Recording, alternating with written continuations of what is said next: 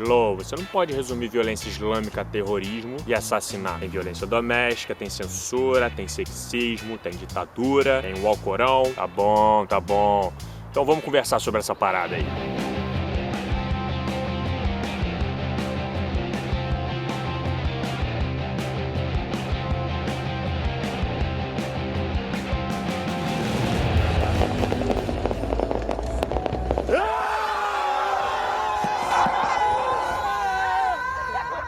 Fala galera! Bom, esse vídeo aqui inicialmente era para fazer parte do vídeo anterior, onde eu abordo mais as agressões físicas como assassinatos e terrorismo, e eu tinha planejado falar sobre a parte cultural também. Mas o vídeo ia ficar gigantesco e pesado, o que ia acabar dificultando bastante o entendimento, né? Como cultura em si já é um assunto extremamente complexo, eu acabei deixando esse vídeo aqui para falar sobre algumas questões específicas sobre a moral do islamismo, beleza? Então vambora! Bom, para começar eu vou precisar forçar um pouco o lado filosófico de vocês antes. Puta que pariu, lá vem.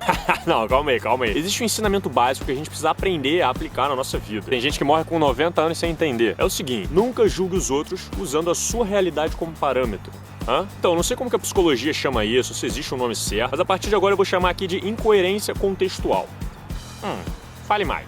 Por exemplo, você é um cara dedicado, estuda sempre todos os dias e tira excelentes notas. Seu amigo reprovou. Haha, que burro! Não! Se você tentar entender ele minimamente, talvez você acabe descobrindo que ele passa a maior parte dos dias dele ajudando a família dele com as despesas, ele tem que trabalhar sempre, por isso ele acaba não conseguindo estudar. Ou talvez ele tenha nascido com uma dificuldade biológica de se adaptar com os padrões de ensino das universidades atuais. Coerência contextual é uma porra de um vegano que tem um hortifruti aberto 24 horas por dia do lado da casa dele, criticar um caçador que vive no interior do Canadá e precisa da carne para sobreviver. É o playboyzinho que sempre teve tudo na vida, julgar o pobre favelado, teve que passar a vida inteira limpando carro no sinal. E eu não tô falando que essas pessoas estão certas ou erradas, eu tô dizendo que você não pode julgar as ações delas usando a sua realidade como parâmetro. Você tem que antes tentar entender minimamente o contexto em que a pessoa vive, beleza? Agora que vem a parte complicada. Qual é a realidade do islamismo? Mesmo que a gente amplie as realidades, abra mão das circunstâncias pessoais e passe a observar pelo macro, como a cultura vista de cima, cultura brasileira, cultura norte-americana, cultura indiana, com o islamismo ainda continua muito difícil, por um motivo muito simples. O islamismo é a segunda maior religião do mundo, com 1,5 bilhão de seguidores em mais de 50 países, ficando atrás apenas do cristianismo. Mas existe uma diferença crucial entre essas duas religiões. O cristianismo apresenta uma hierarquia de poder, com um núcleo de comando e um líder no topo. E esse líder, só com algumas frases e ações, ele pode mudar as regras do jogo. Tá maluco, rapaz? Eu sou protestante e não sigo papa nenhum. Calma. O cristianismo foi assim até mais ou menos que 1520. Até que aconteceu a Reforma Protestante, onde surgiu, como o nome já diz, o protestantismo. E desde então o catolicismo continuou sendo comandado pelo Papa, tendo as suas mudanças de forma bem lenta e gradual pelo mundo. E o protestantismo? Quantas vertentes tem essa parada? Universal, batista, quadrangular, pentagonal, do Pedro de Deus e de Jesus, Nazaré vai voltar. E meu irmão, a cada loja que fale por imposto alto no governo, abre uma igreja, uma nova corrente protestante em algum lugar do Brasil. Tem um vídeo da Dark Matter excelente, em que ele ilustra um pouco essa diversidade toda que tem dentro do protestantismo. Eu vou deixar aí na descrição. Cara, isso é mais do que natural. Se uma mesma ideologia é aplicada em várias realidades diferentes, sem uma hierarquia para segurar a onda, essa ideologia vai se modificando e se adaptando de acordo com a cultura do povo, certo? Agora imagina o islamismo. Já existe há uns 1500 anos atrás, depois que Maomé morreu, nunca teve um líder que fosse levado tão a sério, e se espalhou por metade do mundo em bilhões de culturas diferentes. Porra, é foda, né? Então é muito fácil Estados Unidos e companhia, que são meio que os donos da mídia ocidental, chegar e pescar as merdas que acontecem em países que são completamente diferentes e colocar tudo no mesmo saco como se isso fizesse parte do islamismo. Olha, agora acho que a gente já convenceu a galera já de que esses islamistas são tudo umas merda, né? Agora vamos lá tacar a bomba que vai todo mundo bater palma. Eu não tô falando de conspiração não, cara. Eu não tenho nada contra os Estados Unidos. O que eu tô falando é o óbvio. Você tem medo de muçulmano pelo mesmo motivo que maconheiro é marginal. Que os Estados Unidos quis. Mas então vamos parar de ser manipulados, que já estamos bem grandinho pra isso, né? E vamos desembaralhar essa zona toda que a mídia fez na nossa cabeça e analisar alguns pontos importantes com calma, beleza? Então, primeiro, as mulheres no islamismo. Nossa, mano, já começou tensa essa parada, hein? Mas vai com calma. Pô, não quero ser repetitivo e ter que dizer de novo cada região age de um jeito, né? Mas então vamos ao cerne do problema, ao Corão. O Corão é um livro tipo a Bíblia, só que a versão Aladdin dela, tá ligado? E por isso é um livro extremamente interpretativo. Mas eu encontrei algumas passagens que, cara, você tem que forçar muito a barra pra dizer que tem sexismo ali no meio. Eu vou ler uma dessas passagens pra vocês terem uma ideia. Eu nunca deixarei de recompensar qualquer trabalhador pelo trabalho que ele faz, seja você homem ou mulher. Vocês são iguais um ao outro. E tem várias outras passagens, mas eu não vou ficar lendo porque isso aqui não é Rede TV, né? Mas tá escrito que seja você homem ou mulher, se você tiver uma vida direito, você vai para o paraíso. Diz que se trabalhar de forma direito, terá sua recompensa, caso seja homem ou mulher. O Corão garante o acesso à educação às mulheres. Elas podem arrumar emprego normalmente, inclusive em serem líderes religiosas. E eu nunca vi uma padra por aí, né? Ah, mas esse papo aí de homem casar com 3 mulheres, porra é essa? Isso se chama poligamia. Sim, o fato de só homens poderem ter mais mulheres e não ao contrário é de fato sexismo. Mas acontece que não é tão fácil assim ter mais de uma mulher no mundo muçulmano. Poligamia é autorizada quando o homem prova ter condições financeiras de sustentar todas as suas mulheres de forma igualitária. Além disso, o Corão garante o direito de divórcio às mulheres. Elas fazem um contrato antes do casamento explicitando algumas condições, inclusive a do direito de divórcio caso o marido queira uma segunda mulher. Nesse caso, não é muito diferente do Ocidente. A diferença é que se eu quiser uma outra mulher e a minha atual também quiser continuar, a gente é proibido por lei.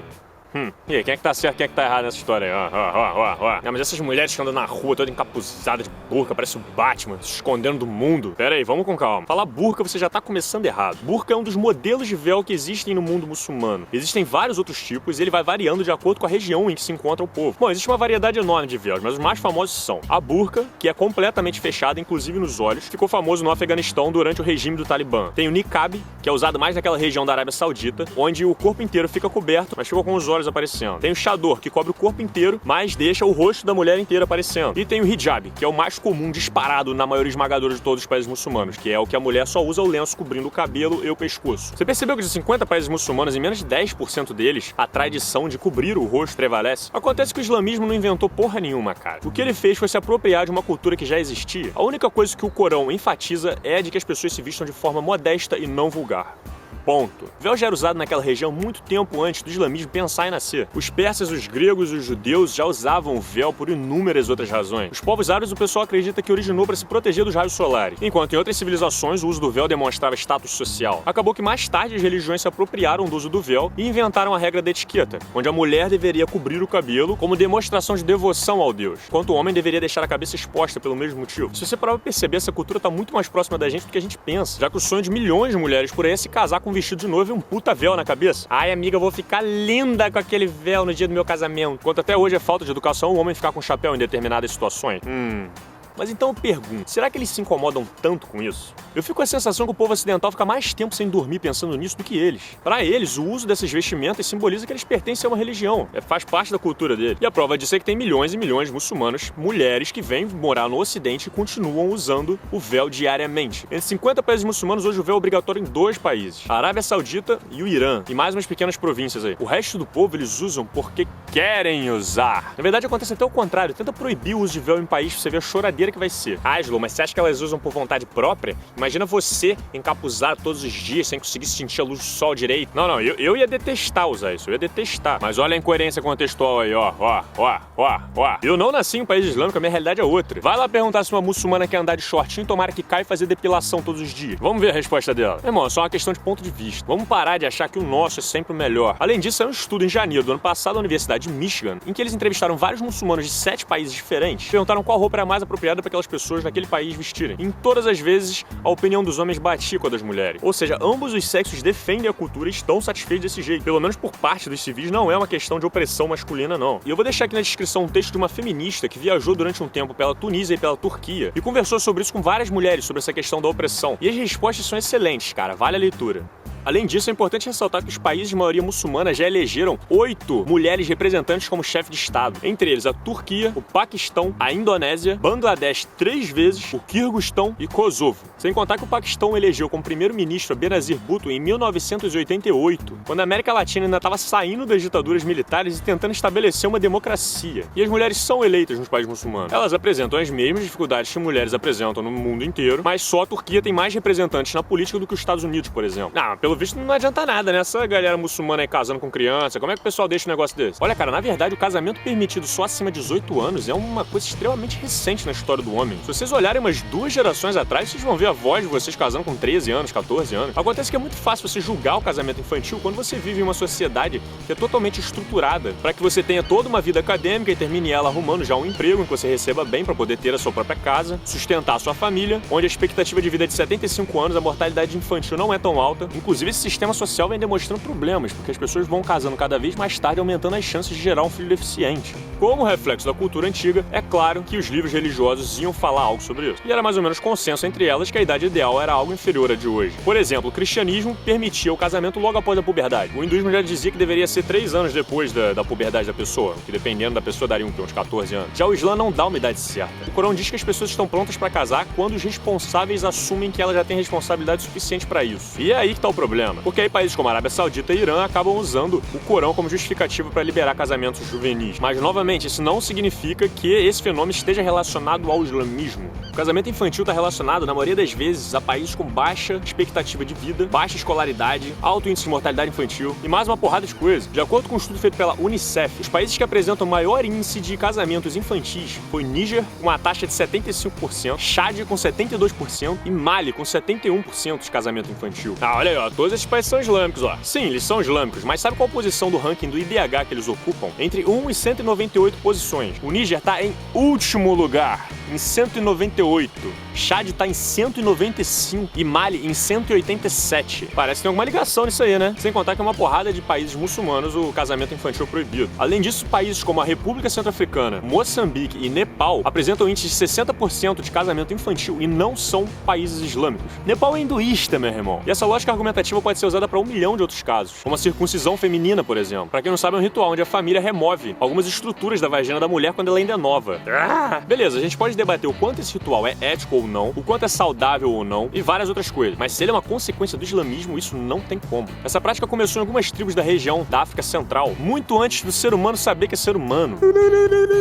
Ele nasceu, corta a buceta. E até hoje continua acontecendo como forma de tradição. E na maior parte das vezes, quem faz a cirurgia é a mãe das filhas. Traidora! Pelo fato de muitos países da região central da África serem países muçulmanos, as pessoas acabam atrelando esse ritual ao islamismo. Mas isso é uma mentira, porque existem países como a Eritreia, a Libéria e o Quênia, que são países de maioria cristã e têm altos índices de circuncisão feminina também. É uma ideologia territorial e não religiosa. Ah, mas se você estivesse vivendo em um desses países muçulmanos, você nem ia poder fazer um vídeo desses, você ia ser executado, porque lá não tem liberdade de expressão. Não, pera aí que a nossa liberdade de expressão no Brasil também não é lá tão boa assim, né? Rola umas censuras aí que eu tô ligado. Mas realmente, perto de outros países, a nossa liberdade é maravilhosa. Acontece que se você der uma olhada na história do homem, você vai perceber que a censura é quase que uma consequência obrigatória da concentração de poder. Em qualquer sistema, pode ser monarquia, pode ser comunismo, pode ser califado, pode ser capitalismo, qualquer coisa, meu irmão. Se o poder concentrar na mão de poucos, vai dar merda.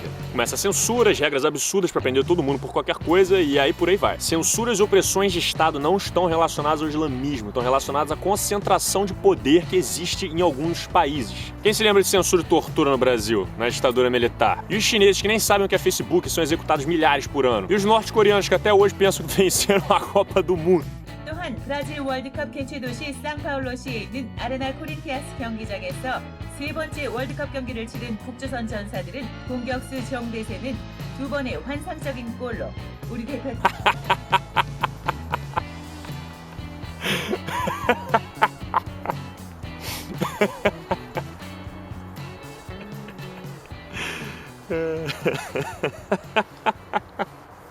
E os comunistas soviéticos que mataram milhões de pessoas que eles diziam ser contra o governo. E Cuba que censura tudo que você pode imaginar. E aí, onde é que entra a religião nessa bagunça toda? O que parece mais óbvio? Quando a mídia fala de islamismo, ela geralmente pega as coisas mais bizarras que acontecem nas 3 piores ditaduras dos países muçulmanos. Que é a Arábia Saudita, o Irã e o Afeganistão. E o Afeganistão nem era pra estar nesse ranking, porque antes dos Estados Unidos lá fazer merda, eles estavam muito bem obrigados. Depois disso, o grupo do Talibã assumiu o poder, começaram a fazer as coisas mais retardadas e sem sentido da história. Pra quem gosta de leitura aí, ó, fica o livro Mulheres de Cabul, que é uma leitura irada, e retrata bem esse período. Ah, mas eles estavam fazendo isso graças à Sharia. Pera aí, primeiro deixa eu explicar. Sharia, pra quem não sabe, é uma forma de legislar e ditar comportamentos através das leis divinas. No caso do islamismo, o Corão, que é um livro interpretativo, é utilizado como o livro das leis.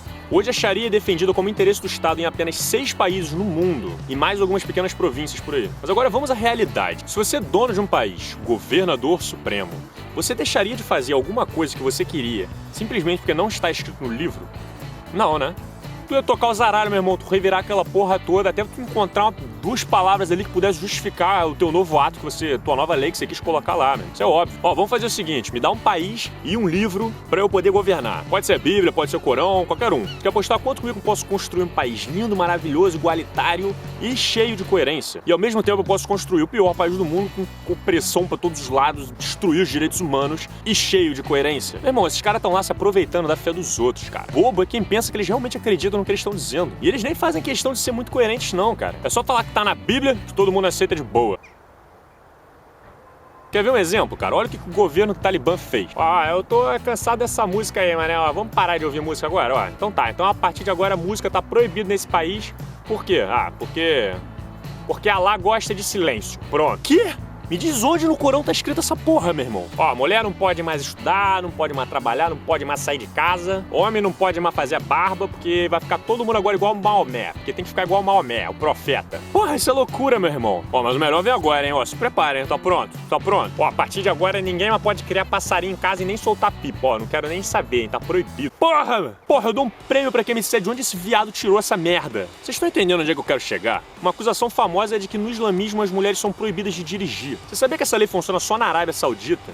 E quando um repórter perguntou, cara, como assim as mulheres não podem dirigir? Se na época que escreveram o Corão, o nego nem imaginava que poderia vir a ser um carro. E aí o diplomata árabe se viu meio sem saída e falou, isso aí não tem nada a ver com o islamismo não, é mais uma tradição local que a gente tem aqui mesmo. Oh, jura? É óbvio que é uma tradição local. Assim como a maior parte das merdas que o Ocidente faz questão de coletar dessas regiões e falar que a culpa é do islamismo. Eu nem preciso falar que em vários países muçulmanos as mulheres têm exatamente os mesmos direitos que os homens, né? E falo mais, pra quem diz que esses ditadores e grupos terroristas são extremistas, fundamentalistas, estão lendo o livro ao pé da letra, eu digo uma coisa, meu irmão, extremista porra nenhuma. Esses caras são oportunistas. Eles estão se apropriando da fé das pessoas pra justificar os atos deles. Eles estão tentando confundir os outros pra ganhar mais seguidores. Se eles fossem extremistas e levassem a religião ao pé da letra, eles iam ler os trechos onde diz pra amar todos, pra respeitar os outros, pra viver em paz absoluta. Mas não. A única coisa que os caras conseguem entender é vamos fazer guerra santa e reprimir todo mundo que estiver na minha frente. Ah, não, essa parte aqui é meio chata. Não, essa aqui não. Ah, não, essa aqui eu não gosto dessa aqui. Cadê?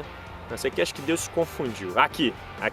Matar todo mundo que não acredita em Allah. Isso, essa aqui que eu tenho que seguir. Que isso, meu irmão? É um filtro mental onde eles só leem as partes que interessam a eles? O nome disso é filha da putagem. E essa galera aí do Estado Islâmico, meu irmão, eles são ditadores, terroristas e assassinos. E o que eles estão fazendo é uma falta de caráter da porra. Eles estão roubando o islamismo das pessoas. Estão se apropriando da ideologia dos outros para fazer as merdas que eles estão fazendo. E depois a culpa sai sobre 1/4 da população do planeta, que não tem porra nenhuma a ver com isso. E é exatamente o que está acontecendo. Bom, então para concluir, eu acho que a gente deve sim ficar de olhos abertos para as coisas que acontecem no mundo. Direitos humanos existem, nós estamos no século XXI e eles devem ser respeitados. Mas é muito mais eficiente e produtivo se a gente focar onde realmente estão os problemas. Se o Afeganistão, a Arábia Saudita e o Irã têm problemas, então vamos se unir e falar sobre os problemas do Afeganistão, da Arábia Saudita e do Irã. Ou dos problemas de qualquer outro país. O que não adianta nada é querer colocar a culpa de tudo em uma ideologia que é extremamente flexível e rege a realidade de milhões de pessoas pelo mundo inteiro. Criar uma guerra de ódio entre etnias e culturas diferentes é a coisa mais burra que o ser humano mais ama fazer. O islamismo tem problemas? Sim, ele tem problemas. Assim como o cristianismo, o hinduísmo e todos os outros tipos de religiões têm problemas. Mas o islamismo está muito longe de ser esse bicho de 7 cabeças que a gente ouve ao nosso redor todos os dias. Bom, então é isso. Muito obrigado por ter assistido até aqui. Passe esse vídeo adiante para que mais pessoas acordem para a vida. Quero dizer, que tenham acesso a esse tipo de informação. Eu espero que eu tenha acrescentado algo de útil a vocês. Quem quiser me acompanhar e assistir os próximos vídeos, clica aqui para se inscrever no canal. E fica me acompanhando que em breve eu estou lançando mais vídeos. Então, valeu!